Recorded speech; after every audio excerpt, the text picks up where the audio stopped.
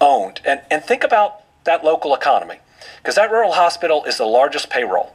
It is the number 2 employer behind the public school.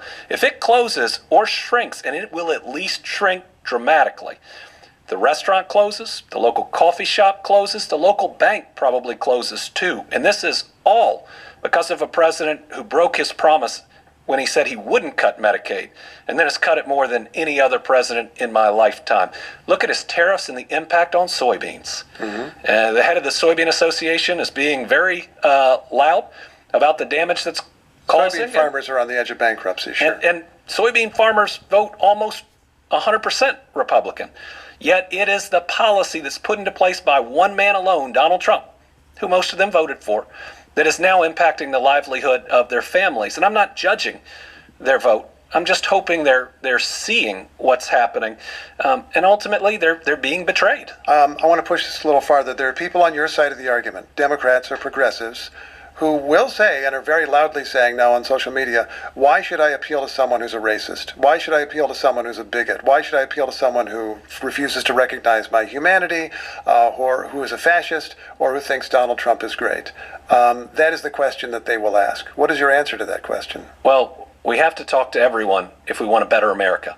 If we want to get past this us versus them, if we want to have our McCarthyism moment where everybody breathes out, recognizes that things have gone too far, and comes back together, then we have to be talking to everyone.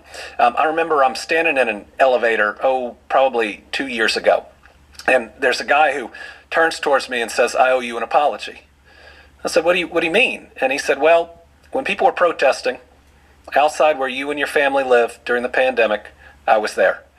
He said, I was scared, I was angry, and a couple months ago, I got vaccinated.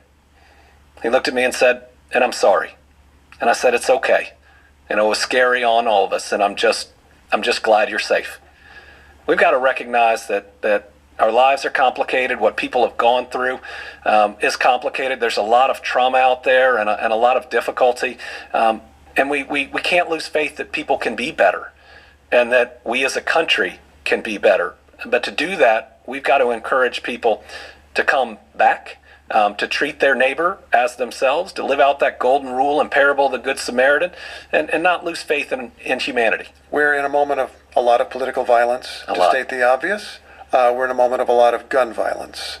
There is an NPR PBS Marist poll out which finds that Americans, not for the first time, feel that controlling gun violence is more important to them than Second Amendment rights. That's a majority of people.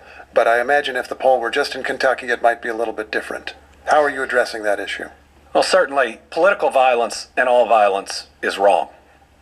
And now is the time for leaders to make a choice, to either condemn all violence against anyone, anytime it happens, full stop, period, or only condemn violence when it is perpetrated against people who look like them, sound like them, and believe the same things that they believe.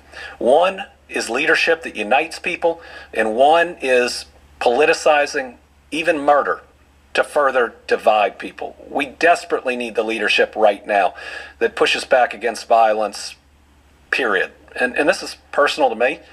I lost one of my closest friends in a mass shooting several years ago. At a bank, yes. Yeah, at Old National Bank. And actually, a guy that was working for me was in the parking lot at the time. And when you lose somebody like that, sometimes it feels like it's 10 years ago, and sometimes it feels like it's 10 minutes ago. So I understand those that are hurting, but to use a terrible act of violence to further divide the country instead of bring it together is just wrong and misses the mark. But when we look at things that should be done, certainly in my state, we don't even have a red flag law. And red flag laws, people say are blue state laws. No, Florida has a red flag law.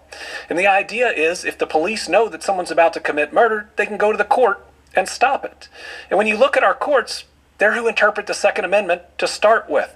And if we trust courts to determine the custody of our children, certainly we can trust them with this. You don't have a red flag law, perhaps partly because you have an overwhelmingly Republican legislature. I was looking at the numbers. The State House of Representatives is 80-20, only That's 20 right. Democrats. The Senate looks even a little worse for your party. Why do you think it is that even as you have done well, the rest of the Democratic Party has done so poorly in this state? Well, there have been decades of national Republican dollars coming into Kentucky, demonizing the Democratic Party. And we haven't seen the same investment, and we're not the only state that would say that.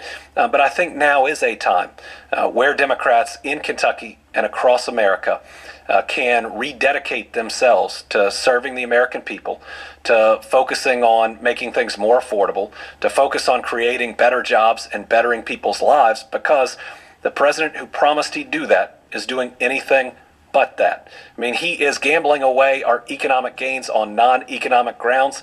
Look at Brazil, where we have a trade surplus. Yet he has imposed tariffs because he doesn't like a prosecution occurring against an individual there. And because of that, the price of coffee and the price of hamburger are going up on the American people.